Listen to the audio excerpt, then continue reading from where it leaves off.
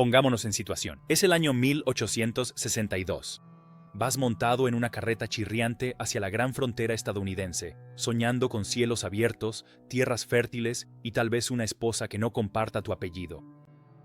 Desafortunadamente, eso último es mucho pedir, porque en el lejano oeste, el grupo de personas para salir no era tanto una piscina como un charco muy poco profundo. Y lo más probable es que, si lanzabas una piedra en él, le dieras a tu propio primo. La endogamia en el viejo oeste no era solo un estereotipo espeluznante de los pueblos remotos, fue un resultado logístico. La combinación de asentamientos dispersos, comunidades religiosas muy unidas y una estructura social mantenida unida por matrimonios forzados y Biblias familiares significó que muchos estadounidenses se casaban sin abandonar realmente el árbol genealógico. Ahora bien, antes de juzgar con demasiada dureza a esos viejos y polvorientos pioneros, recordemos una cosa: no tenían exactamente Tinder, o coches, o carreteras, o personas en realidad. Y en un mundo donde el vecino más cercano vivía a casi 10 kilómetros y probablemente era tu tío, el amor solía dar vueltas y regresar directo a la granja familiar. Así que toma una taza de whisky de dudosa procedencia y ponte cómodo. Estamos a punto de adentrarnos en el enredado, a veces trágico y en ocasiones simplemente aristocrático mundo de la endogamia en el salvaje oeste. Sí, azul. No es una metáfora. Ya llegaremos a eso. ¿Por qué la endogamia tenía sentido? La frontera estadounidense era vasta, implacable y escasamente poblada. El escenario perfecto para, bueno, el incesto accidental. Supongamos que eres un colono temeroso de Dios en la zona rural de Wyoming. Tienes un terreno, un cobertizo lleno de nabos y 12 hijos. Hay otra familia a 16 kilómetros por el camino de tierra, pero tu caballo murió la semana pasada y la próxima reunión social dominical es dentro de 3 meses. ¿Qué haces cuando tus hijos llegan a la edad de casarse? Sencillo. Los casas entre ellos. Ahora bien, no todos los casos eran tan directos. Pero los matrimonios entre primos estaban lejos de ser raros, especialmente en comunidades religiosas o culturales que enfatizaban la lealtad familiar, la retención de tierras o, seamos honestos, la conveniencia. En muchas partes del país, casarse con tu primo hermano no se consideraba inusual. Era francamente práctico. Esto era especialmente cierto en comunidades que valoraban la insularidad. Menonitas, algunos colonos de habla alemana y, por supuesto, los pioneros mormones, todos participaron en lo que generosamente podría llamarse patrones matrimoniales muy estrechos. Tampoco se trataba de fugas secretas por la puerta trasera, eran matrimonios santificados por registros eclesiásticos, aprobados por los ancianos y publicados con orgullo en los periódicos locales. A eso hay que sumarle el hecho de que el gobierno federal no estaba precisamente supervisando con lupa las bodas en las praderas en el año 1870. Y así tienes la receta para generaciones de familias genéticamente íntimas. Pero no tienes que creer solo en nuestra palabra. Conozcamos, literalmente, a los niños símbolo de lo que sucede cuando tus bisabuelos también eran tus tíos abuelos. Gente azul y sangre azul. Los Fugate de Kentucky. Bueno, técnicamente, los Fugate no vivían en el lejano oeste. Vivían en los valles de los Apalaches en el este de Kentucky. Pero su historia es tan asombrosa. Merece un lugar en toda conversación sobre la endogamia en la frontera. Conozcan a Mary Fugate, una huérfana francesa que se estableció en Troublesome Creek alrededor del año 1820. Se casó con una mujer llamada Elizabeth Smith, quien, por pura suerte genética o travesura cósmica, portaba un raro gen recesivo que causa metahemoglobinemia. Esa es una condición que hace que tu sangre sea mala para transportar oxígeno. ¿El resultado? Tu piel se vuelve azul. No, en serio. No azul en sentido metafórico como la sangre noble. Estamos hablando de humanos con el color real de los pitufos. Ahora viene lo más sorprendente. La única manera en que esta condición se transmite es si ambos padres portan el gen. Lo cual, gracias a generaciones de matrimonios entre primos, sucedió mucho en la familia Fugate. Con el tiempo, ramas enteras de sus descendientes, hermanos, hermanas, primos y más primos, empezaron a nacer con la piel de tono azulado. No estaban enfermos. No les faltaba el aire. Simplemente eran azules. Los médicos locales estaban desconcertados. Algunos pensaban que era una afección de la piel. Otros lo atribuían al agua sucia de los pozos. No fue hasta la década de 1960 que el hematólogo Dr. Madison Cowan lo resolvió. Era endogamia, simple y llanamente, no por malicia o desviación, sino por aislamiento. Los Fugate no habían visto un gen externo en más de un siglo. Ahora podrías decir, eso es Appalachia, no Arizona. Cierto. Pero los principios eran los mismos. Una comunidad pequeña y muy unida, muy pocos forasteros y una tendencia a casarse con el primo que ya conocías, en lugar de viajar 3 pueblos más allá para encontrar a un desconocido. Así que sí, la gente azul vivía en Kentucky, pero si los Fugate hubieran empacado sus carretas y se hubieran dirigido al oeste, la mitad de Nevada podría haber terminado pareciendo un moretón. Primos, profetas y esposas plurales. Hablemos de Utah, o, como podría haberse llamado en aquel entonces, la tierra santa de las reuniones familiares que nunca terminan. Cuando Brigham Young condujo a los pioneros mormones hacia el oeste, al Gran Lago Salado, en el año 1847, no solo buscaban libertad religiosa y pureza espiritual. También estaban, quizás sin saberlo, sentando las bases para una de las sociedades genéticamente más cerradas en la historia de Estados Unidos. Los primeros miembros de la Iglesia de Jesucristo de los Santos de los Últimos Días no solo estaban construyendo templos, estaban construyendo dinastías. Las conexiones familiares eran una moneda espiritual. Casarse dentro de linajes de confianza ayudaba a consolidar el poder, la riqueza y la influencia a lo largo de las generaciones. Y si tu primo era piadoso, trabajador y vivía a poca distancia, mucho mejor. No se trataba solo de la poligamia, aunque eso ciertamente ayudó a acelerar las cosas. La verdadera fórmula mágica era la combinación de aislamiento, teología y un estricto control social. Los líderes de la iglesia sudé primitiva no solo permitían los matrimonios entre primos hermanos, a menudo los fomentaban. Se consideraba una forma de fortalecer el linaje espiritual y preservar la fibra moral de la comunidad. No solo te estabas casando con un primo, estabas protegiendo tu salvación. Y, sinceramente, ¿cuáles eran tus otras opciones? Cuando el pariente no más cercano vivía a 160 kilómetros en carreta de bueyes y ya tenías 2 esposas y una docena de hijos que alimentar. Tomar el atajo y casarte con alguien a quien ya veías en la cena del domingo parecía francamente eficiente. Tu primo conocía tu himno favorito, la temperatura de sopa que preferías y cómo batir mantequilla sin que fuera incómodo. La compatibilidad no estaba en duda. ¿Genética? Apenas una nota al pie. Un historiador de la iglesia señaló que en ciertos asentamientos de Utah, a mediados del siglo XIX, pueblos enteros tenían al 70% de los residentes compartiendo menos de 5 apellidos. Eso no se consideraba un escándalo. Era un número manejable de personas para las comidas comunitarias de la iglesia. Los asentamientos funcionaban casi como feudos medievales. Clanes casándose con clanes, intercambiando tierras, sellando alianzas con bendiciones y linajes. Podías pasar de la cuna al altar sin salir nunca del círculo familiar. Y aunque ahora pueda sonar distópico, en aquel entonces simplemente era la logística de la santidad. Para ser claros, la iglesia sudmoderna hace mucho que abandonó estas prácticas. La poligamia fue oficialmente renunciada en 1890 y casarse con tu primo ahora está fuertemente desaconsejado, tanto legal como doctrinalmente. Pero el legado cultural y genético persiste, especialmente en comunidades disidentes que se aferraron a las viejas costumbres mucho después de que la iglesia oficial siguiera adelante. ¿Quieres pruebas? Solo pregúntale a la gente de Colorado City, donde la teología del siglo XIX de Mary Within And nunca recibió del todo el mensaje del siglo XX. Los Jessup, los Barlow y el rodeo de cromosomas. Bienvenidos a Colorado City, Arizona, antes conocida como Short Creek y extraoficialmente conocida como el pueblo donde las líneas familiares se entrelazaron consigo mismas más de una vez. No porque sea desordenado y salvaje, sino porque gira en círculo, levanta polvo y eventualmente colapsa bajo su propia estructura.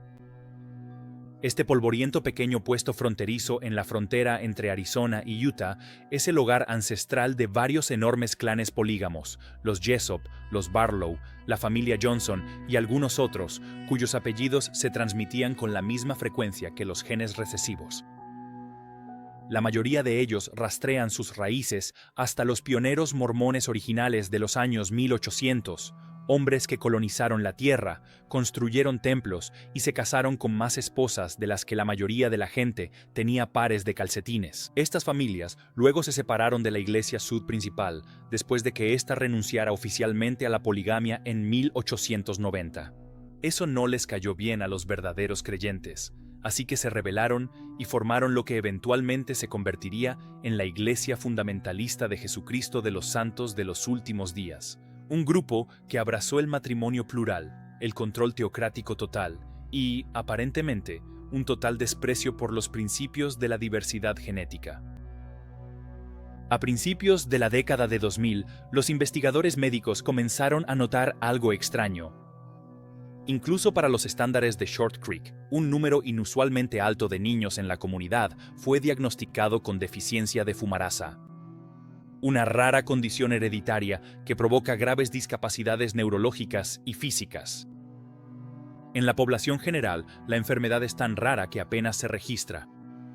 En Colorado City aparecía con una regularidad sorprendente, suficiente para encender alertas y luego alarmas rojas. ¿La razón? Generaciones y generaciones de matrimonios entre primos dentro de apenas unas pocas docenas de familias fundadoras. Piénsalo como apilar una baraja de cartas, barajarla 3 veces y luego sacar cartas del mismo mazo durante 150 años. Con el tiempo, esas mutaciones recesivas y raras, que normalmente desaparecerían sin causar daño, empezaron a coincidir. Algunos informes estiman que hasta el 75% de la población del pueblo comparte los mismos 2 o 3 bisabuelos. En ese punto, ya no estás construyendo una comunidad. Estás recreando un solo genoma, a gran escala. Pero a pesar de las consecuencias evidentes, no se consideraba algo incorrecto. De hecho, se veía como algo justo. Casarse dentro de la fe y dentro de la familia era alentado, incluso celebrado. Los forasteros eran vistos como influencias corruptoras. Y los apóstatas que huían del pueblo a menudo eran rechazados, desheredados o algo peor. Toda la estructura social giraba en torno a la obediencia, la lealtad al linaje y la palabra del profeta. Uno de esos profetas, Warren Jeffs, lideró la FLDS con un control casi total y arregló numerosos matrimonios controvertidos, a menudo involucrando a novias muy jóvenes y hombres significativamente mayores, una práctica que más tarde atrajo un intenso escrutinio legal. El amor no tenía cabida en esto, ni tampoco la elección. El objetivo era preservar las líneas de sangre puras de los fieles, que para entonces ya tenían niveles de variación genética peligrosamente bajos. Con el tiempo, el asentamiento aislado evolucionó hasta convertirse en una comunidad cerrada, donde la doctrina religiosa guiaba las estructuras familiares y el matrimonio entre parientes se volvió una práctica normalizada. Y cuando el polvo del ADN se asentó, los resultados no solo fueron trágicos, sino que también eran evitables. Aún así, para muchos en Colorado City, el mensaje seguía siendo claro. La obediencia era más importante que los cromosomas, y mientras la línea de sangre se mantuviera sagrada, a nadie parecía importarle cuántas vueltas daba para llegar allí, o, dependiendo de tu perspectiva, cuán profundamente había sido marinada. La saga de los LeBaron. Si crees que Colorado City era malo, permítenos presentarte a los LeBaron de México, porque nada dice iluminación espiritual como la endogamia y el homicidio organizado. La familia LeBaron comenzó como una rama disidente del mormonismo polígamo a principios del siglo XX. Alma Dager LeBaron Sr., un fundamentalista devoto, trasladó a su enorme familia a Chihuahua, México, para escapar de las leyes estadounidenses contra la poligamia.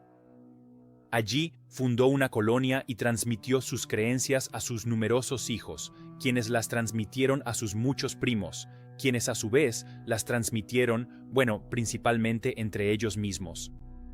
La familia eventualmente se dividió en facciones. Una rama formó la iglesia del primogénito de la plenitud de los tiempos, lo cual suena impresionante, hasta que te das cuenta de que funcionaba más como una red estrictamente controlada de matrimonios entre parientes y trabajo comunal. El hijo más infame, Erbil Lebaron, creía que era un profeta y llevó a cabo una violenta campaña conocida como expiación de sangre, dirigida contra quienes, incluso dentro de su propia familia, desafiaban su autoridad. ¿Y esos miembros de la familia? Lo adivinaste. A menudo primos, medio hermanos o sobrinos, el acervo genético de los Lebaron no solo era pequeño, sino que se mantuvo estrictamente cerrado durante varias generaciones. Con más de 100 hijos, nacidos de solo un puñado de hombres y decenas de esposas emparentadas entre sí, la familia se convirtió en un ejemplo viviente de reproducción en circuito cerrado. Los registros médicos son escasos, pero los testimonios de exmiembros señalan un aumento en los casos de desafíos en el desarrollo y dificultades psicológicas. Y aún así, el ciclo continuó. Incluso hoy en día, comunidades disidentes de los Lebaron persisten en el norte de México y en partes del suroeste de Estados Unidos, aferrándose todavía a la doctrina de que casarse un poco dentro de la familia era visto por algunos como un paso necesario en el camino hacia la salvación espiritual. La esposa no tan lejana de Kit Carson. Dejemos de lado los cultos y el caos, y miremos a una de las figuras más respetables del viejo oeste, Kit Carson, legendario hombre de frontera, trampero, explorador y participante accidental en un matrimonio entre primos. Su tercera esposa, Josefa Jaramillo, estaba emparentada, aunque de manera lejana, con una de sus anteriores parejas románticas. Algunos genealogistas incluso sostienen que ella era prima de su primera esposa. Ahora bien, esto no era un caso de matrimonio entre primos hermanos como en los complejos polígamos, pero aún así ilustra lo limitadas que eran las opciones sociales en los asentamientos de la frontera. Taos, Nuevo México, donde vivía Carson, no era precisamente una metrópolis bulliciosa en la década de 1840. El grupo de mujeres disponibles era diminuto, y muchas de ellas provenían de las mismas familias hispano-mexicanas que se habían mezclado entre sí durante generaciones. En otras palabras, ni siquiera los héroes estadounidenses eran inmunes al bucle familiar. No se les podía culpar. Viajar era lento, los matrimonios eran prácticos, y si el apellido de la familia ya estaba grabado en tu rifle, probablemente tenía sentido casarse con alguien que supiera pronunciarlo. Registros de la iglesia y racimos de primos. Supongamos que estás en Missouri en la década de 1870 y quieres casarte. Vas a la iglesia bautista local, abres la Biblia familiar y, he aquí, la mujer a la que has estado cortejando comparte tu apellido. No es solo una coincidencia, es tu prima hermana. ¿Cancelas el compromiso? Por supuesto que no. Invitas al tío pastor para que oficie la ceremonia y esperas que la abuela no diga nada incómodo durante la recepción. Los registros de la iglesia en zonas rurales de Missouri, Arkansas y Utah muestran innumerables ejemplos de matrimonios entre primos hermanos y segundos primos. No se ocultaban por vergüenza, se registraban abiertamente en los libros de la iglesia, con los mismos apellidos apareciendo una y otra vez. En algunos pueblos, si no eras un Henson, eras un Duval. Y si no eras un Duval, te casabas con uno. Tomemos una entrada real de un registro de iglesia en Missouri. En el año 1879, Saga Henson se casó con Johnson Henson. El apellido de soltera de su madre, Henson, el hermano del padre de él, también tío de Saga. Haz las cuentas. No te quedes demasiado tiempo en esa parte del árbol. Este patrón no era único. En muchos pueblos fronterizos, la población podía estar compuesta por entre 10 y 15 familias extensas que se habían casado entre sí desde la fundación del asentamiento. Con poca migración externa, la única manera de expandir la comunidad era apostar aún más por las líneas de sangre existentes. Incluso en ciudades más grandes como Provo, Utah, los primeros estudios genealógicos muestran apellidos entrelazados como piezas de Lego. En algunos casos, los colonos se casaban con un primo del este para mantener la pureza del linaje o porque sus padres lo arreglaban para conservar la tierra en la familia. No era escandaloso. Era eficiente. Deficiencia de fumarasa y medicina de frontera. Quizás te preguntes, ¿qué sucede cuando esto se prolonga demasiado? ¿Cuáles son los efectos reales de generaciones de matrimonios entre primos, especialmente en comunidades cerradas? Deficiencia de fumarasa. No es un nombre conocido, pero en partes de Colorado City es una realidad sombría. Causada por una mutación genética recesiva, la deficiencia de fumarasa provoca retrasos severos en el desarrollo, malformaciones físicas, convulsiones e incapacidad para hablar o caminar. En todo el mundo es extremadamente rara, pero en una comunidad FLDS es prácticamente una condición conocida. A principios de la década de 2000, los médicos comenzaron a estudiar las tasas inusualmente altas de este trastorno en la ciudad. Lo que encontraron fue impactante. La mayoría de los niños diagnosticados compartían los mismos tatarabuelos. A menudo, las mismas líneas familiares se habían casado entre sí 3 o 4 veces en tan solo unas pocas generaciones. Eso no es un árbol genealógico. Eso es una torre de Jenga genética. Pero en el viejo oeste, nadie diagnosticaba la deficiencia de fumarasa. Sin acceso a médicos, y mucho menos a genetistas, las comunidades solían atribuir estas condiciones al destino. Las familias cuidaban de los niños afectados en silencio. O no lo hacían en absoluto. Existen relatos inquietantes de niños ocultos de la vista de los demás, o institucionalizados en ciudades lejanas una vez que la condición se volvía inmanejable. Y aún así, el patrón continuó. Porque una vez que estás profundamente involucrado en matrimonios entre primos, no es fácil salir, especialmente cuando la comunidad no quiere forasteros y ve cualquier desviación como una amenaza espiritual. Así es como la genética y la teología crean un cóctel muy tóxico. Entonces, ¿qué hemos aprendido? Bueno, primero, que la imagen romántica del rudo pionero podría estar omitiendo algunos detalles, como el hecho de que su esposa podría ser también su sobrina, o que todo el pueblo que fundó era genéticamente indistinguible de una sola reunión familiar. En segundo lugar, que la endogamia en el lejano oeste no era una broma ni un chiste. Era una realidad estructural moldeada por la geografía, la religión, la presión social y la supervivencia. Y aunque la mayoría de estas comunidades no se veían a sí mismas como practicantes de la endogamia, definitivamente lo eran. Ahora bien, para ser justos, no todos en el viejo oeste se casaban con sus primos. En las ciudades, puertos y pueblos en auge había mucha más diversidad.